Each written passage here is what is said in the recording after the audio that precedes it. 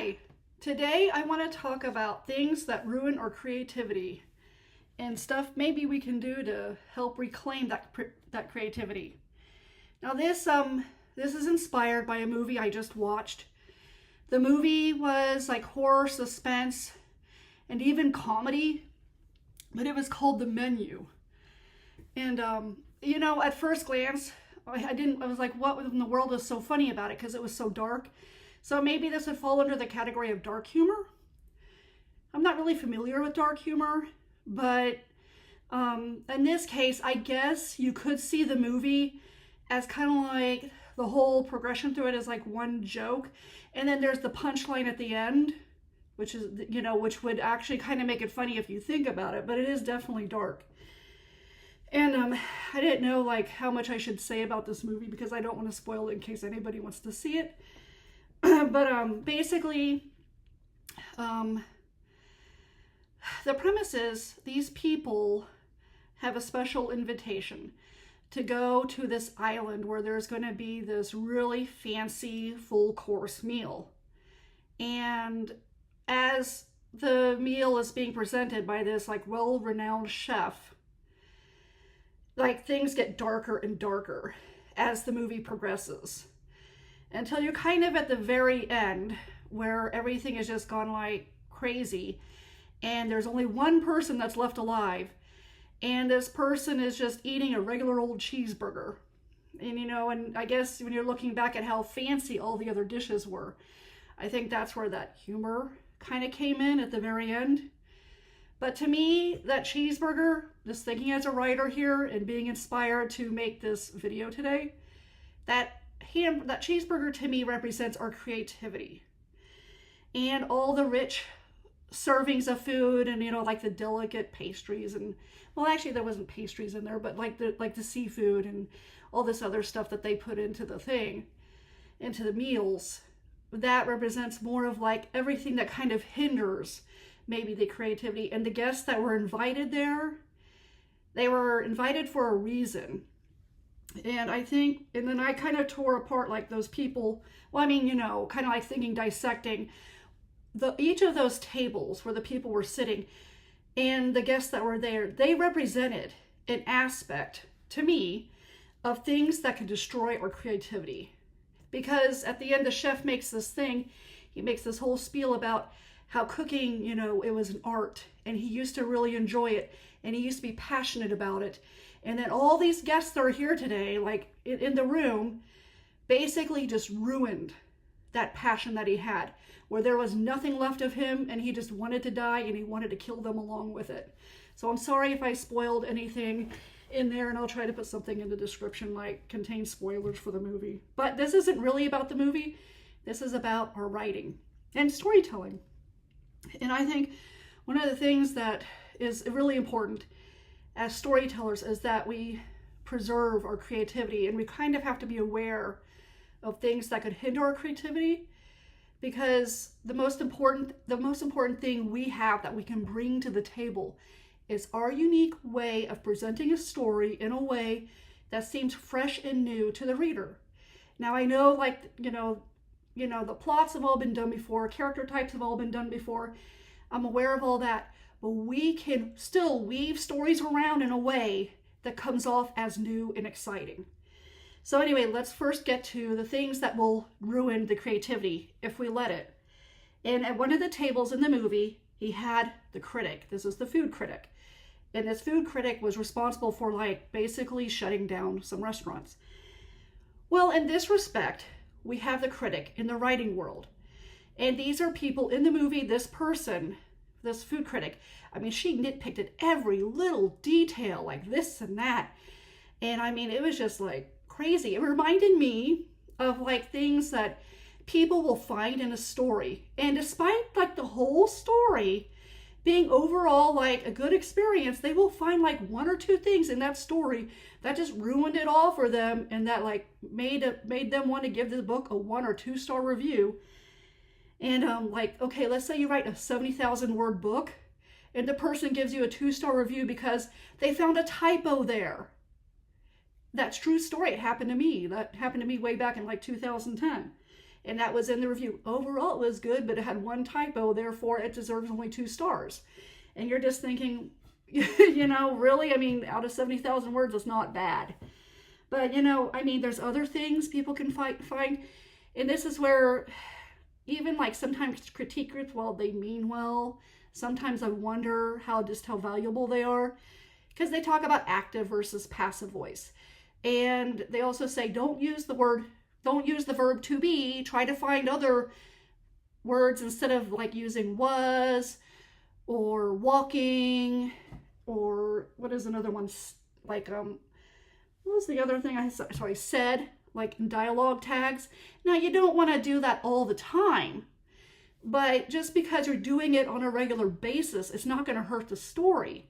I mean, if your dialogue is always like, where are we going? He said. I'm going over there, she said. Okay, fine, let's go over there, he said. I mean, if you're doing like said, or let's say like walk, they're just always walking. They're never doing anything else to get somewhere. I remember reading a book where the person was always stride. It was always stride. Never walked any other way, just stride. I can get where that can kind of be annoying. But this is kind of an area where we're looking like getting lost in the weeds, and we're not looking at the overall story. But there are people who are going to do that to your book. And I think you're just going to have to intentionally ignore like this little nitpicks, the little criticisms and stuff like that. And you're just going to have to push that aside. You cannot stop those people from existing, because they're going to be there. And they're always going to be trying to find a way to chip at your creativity. And there was another table in this movie that I would say is another creativity killer. And that's where we're like the money aspect of everything comes in. And this is where we're all like so focused on running this, because this is a business. And if you're writing and you're publishing books, obviously you're only publishing books because you just want to make money. There can possibly be no other reason to put a book out there into the world, like just enjoying the fact that you have a published book. And maybe there's a couple other people out there who really enjoy your book too. Because I believe out of all the people on the planet, I believe that every book has an audience. You just got to find the audience, which of course is the problem. But in this case, we're just so focused on money that we're always approaching anything we do, marketing wise, promotion, whatever we're doing, it always has to have like some kind of return on investment idea. Like there's nothing about having fun with it, right? So, and this puts a lot of pressure on people, because let's say you join a writing group and all these people are like, I make 6 figures a year. I make 4 figures a month. I mean, they just throw these things out there, and they'll even show their sales charts, and they're all showing off and stuff like that, because that's how it comes off, as showing off. Doesn't it come off as helpful? I mean, sometimes they do it just to kind of say, hey, I have some clout, you can listen to me. But I think even authors who may not be making as much money in this industry also have valuable things to say. And I don't think it can boil down to whether or not someone's like input is good based on how much they're making. So anyway, this would be the thing. And I think, I'm sorry, I'm looking at my little note here on what I wrote. But what happens is, in this business, if you're going to be like kind of surrounded by these people after a while, I think it's easy to forget the passion, the joy of the writing. And instead it becomes more about how much are you going to make that month? And, and how much are you making more money than you were before? Because as long as you're still going up, you're doing great according to the standard of the business. And if you're losing money, well, that must mean that you're doing something wrong. I mean, there's just no conceivable notion out there that maybe you're making less money just because things out of your control happened. Which actually could be the case. It could be that something you have no control over. It could be that you are doing everything right and still not making the money. And that is really not your fault. I mean, I'm not going to sit there and say, we're all a victim and we, and stuff like that either. But there's a balance here that we got to look at. So just looking and focusing on that money and the business angle, that can actually put pressure on you to maybe choose stories that you're not really excited about. And you're just kind of like, well, I really want to write this thing over here. But that doesn't look like it's going to make money. So I'm going to write this thing over here that I'm really not interested in. But I just want to do it to make the money. And I'll give an example. Like a few years ago, I was in a writing group, and this poor author, you just don't forget things like this when you come across it. But this author was actually like, as she was writing the post, was like crying in the group because she's like, I hate writing this. I don't know how I'm going to make myself write another book, but I don't know how else to make money because the stuff I really loved in the past has not made me money. But making the money is basically what was killing her spirit, and it was ruining her creativity. And that's kind of like in the book, in the the movie. The chef used to love making cheeseburgers, but he got into this business and eventually was making money, and then he was making all these like richer foods. So cheeseburgers, well, that's just flipping burgers. That's just like lame. So he basically started making all this food for the rich people, like the rich clients and stuff like that, and everything. And while they liked it and they were impressed, it completely destroyed his creative spirit. And it got him to the point where he hated what he was doing. Okay, and so another table that was there, let me see, was a table that, I guess this, in the movie, like the chef had, like he said he was just working. He had this one day off. So he went to see a movie, and he said the movie was terrible. He hated it.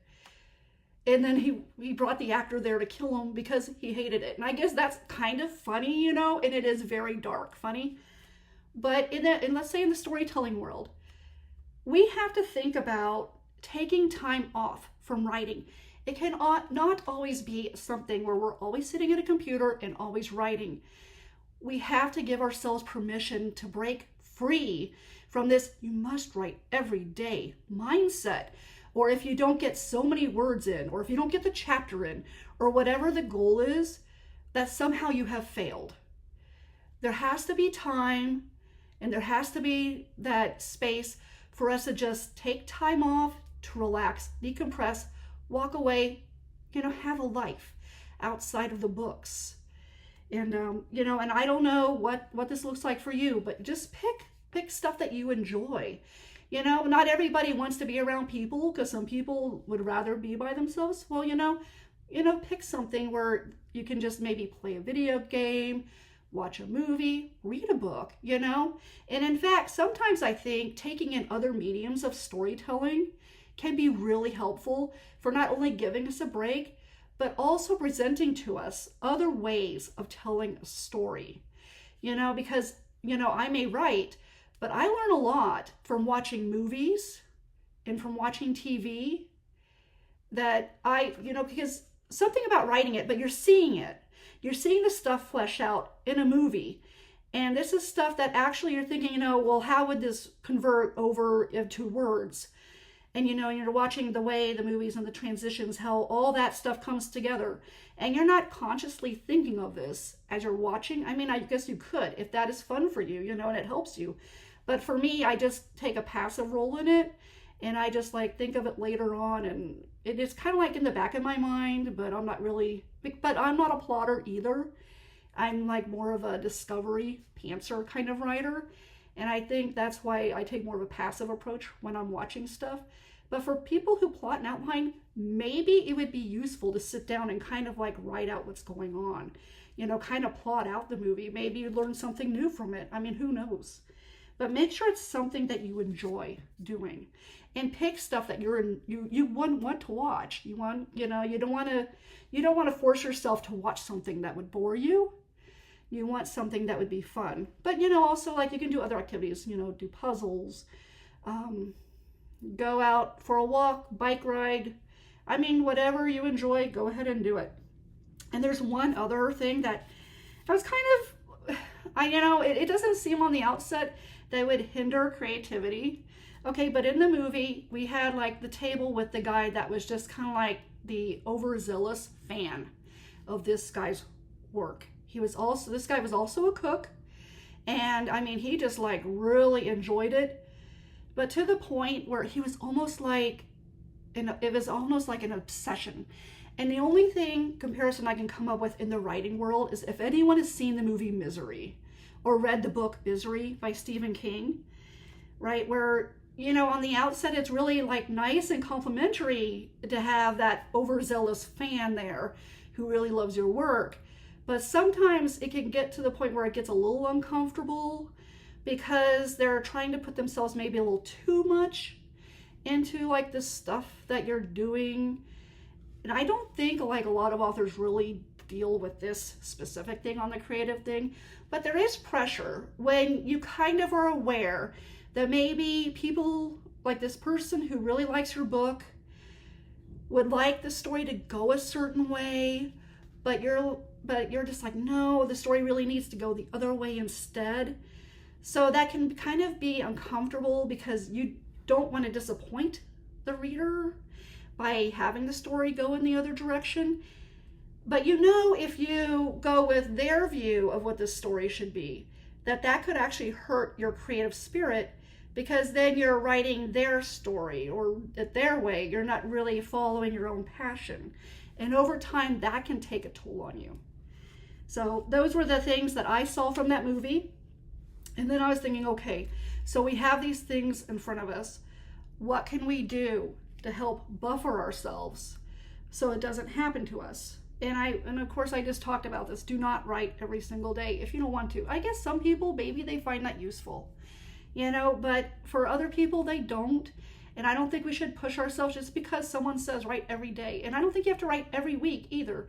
Maybe you do want to write just when the muse strikes. But maybe you do have to sit down there and force yourself to sit at the computer. Because I know for me, I don't necessarily feel like writing when I sit down.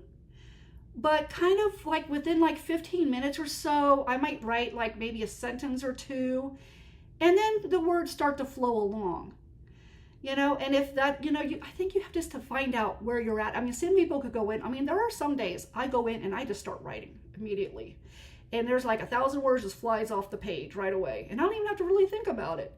There are other days where it's a little more like pulling teeth, but I can get something done. But then there are other days where I'm like, you know, I'm just not into this. And this is one of those days. It was supposed to be a writing day, but I'm just like, I would rather make this video instead because I'm really interested in this topic.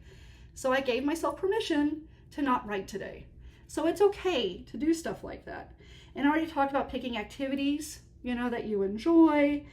And I just ran ahead on my notes because that was pretty much it. But I guess I'll just finish up by saying that take everything with a grain of salt. Be aware that there are going to be people who don't like your books. That's fine. I don't think we should obsess over them, and I don't think that we have any obligation to try to please people that don't like our stuff, and I don't think we're under any obligation to write a story to go in a certain way that someone else wants for us to do the work. And I think that preserving our creativity is what will sustain us for the long term. I think that we can stay in this longer if we're not forcing ourselves into these corners that the things that will break our creativity will give us, right? And I think that's pretty much it for the video. And there was one other thing I was gonna say, but okay, well, you know, I guess I'm at the end because I can't think of what that other thing was, except maybe just to enjoy it, just have fun. Give yourself permission to enjoy what you're doing. And I'll leave that here.